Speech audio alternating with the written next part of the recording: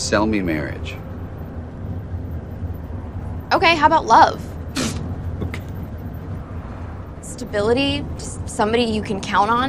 How many stable marriages do you know? Энд анзаарах ёстой нэг л зүйл байна. Эрэгтэй нь бараг ятгсангүй штэ. Давуу талаач хэлсэнгүй зүгээр л асуулт асуулаа штэ. Сайн харилцагч яг л ингэдэг.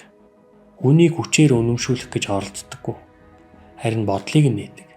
Энэ аргыг Сократын арга гэдэг л дээ. Сократын арга гэж юу хэлж байгаа юм бэ гэхээр хүний хэлсэн зүйлний тэр ард байгаа жинхэнэ утга, жинхэнэ шалтгаан руу асуулт асуух замаар нөгөө алхам алхмаар ойртож байгаа л хэлбэр байгаа юм л да. Энэ аргыг зөв ашиглаж чадвал нөгөө яг тэр үед тийм байна те гэсэн царай гаргадаг. Тэр үед хүн өөрийгөө өөр өнцгөөс харж эхэлж байгаа юм. Юм учраас дараагийн удаа хүнийг ятгах эсвэл ойлголцмоор байвал мэдээлэлээр болж шахахаас өмнө асуулт асуугаад бодоход нь хүрэг. Жишээ нь юу чамд чухал вэ? Яагаад ингэж бодсон бэ гэдэг.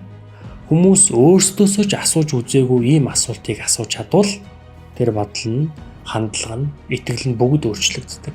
Эцэст нь яг бодоод үзэхээр соёлтой, сонирвч байдал чинь харилцааны хамгийн хүчтэй техник юм байна.